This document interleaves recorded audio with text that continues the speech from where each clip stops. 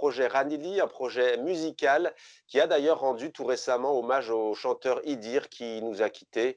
On écoute cet extrait et on se retrouve juste après avec Samira Bramia, musicienne, chanteuse qui porte ce projet.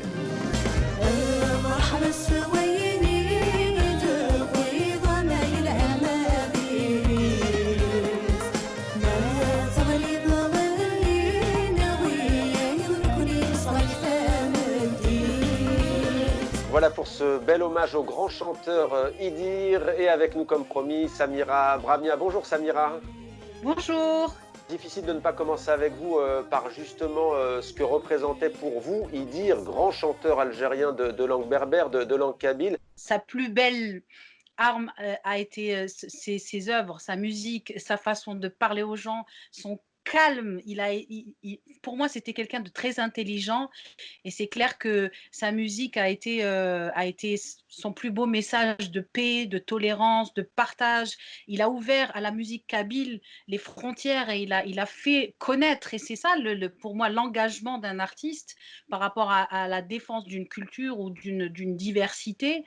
Son dernier concert, son concert par exemple en Algérie a eu un impact incroyable sur justement cette langue, cette identité qui est en nous tous et je veux dire, de revenir en Algérie et de donner ce message, il a laissé un flambeau. Il y a une très très belle émergence de la jeunesse nord-africaine qui arrive et mon désir, c'est vraiment qu'on se connaisse et qu'on fasse connaître un peu cette jeunesse-là. L'universalité d'Idir, hein, vous avez insisté sur l'universalité. Je rappelle d'ailleurs qu'Ava Vainouva était un tube planétaire, on le sait, dans les années 1970. Elle a été notamment interprétée en corse, en catalan, en grec, pour ne citer que trois langues. Idir, donc, l'universalité, c'est comme ça qu'est né votre projet Ranili. Tiens, Ranili, Samira Bramia, ça veut dire quoi? Ranili, ça veut dire chante-moi une chanson, chante pour moi. J'essaye de défendre le partage et la musique dans la solidarité, dans la découverte, dans comment dire, dépasser les frontières, ne pas mettre les gens dans des boîtes.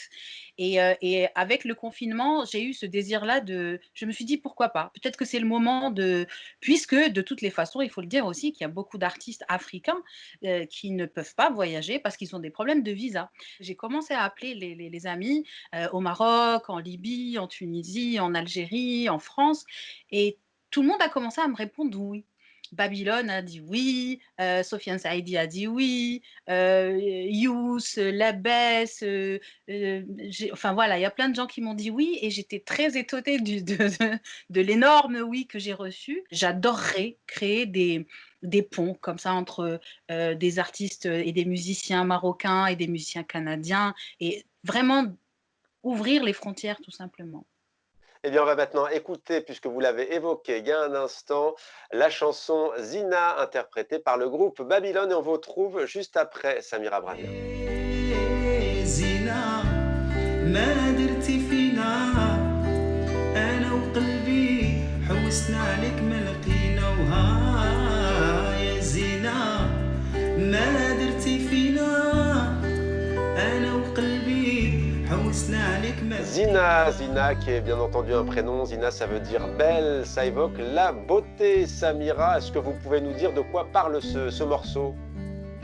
Alors c'est une chanson d'amour qui parle d'un poète qui est transi, qui est amoureux, qui n'en peut plus et on parle de cette Zina, c'est comme une légende comme ça, comme un personnage comme ça qu'on imagine sortir de l'ombre, sortir des ténèbres et éclairer la vie de ce poète et c'est une chanson que j'adore parce qu'elle est elle est romantique en fait et j'en suis très très fière parce qu'elle a été vraiment traduite dans plein de langues, ils sont à des centaines de millions de vues et justement c'est la génération d'après qui est arrivée en Algérie et je suis très fière d'eux.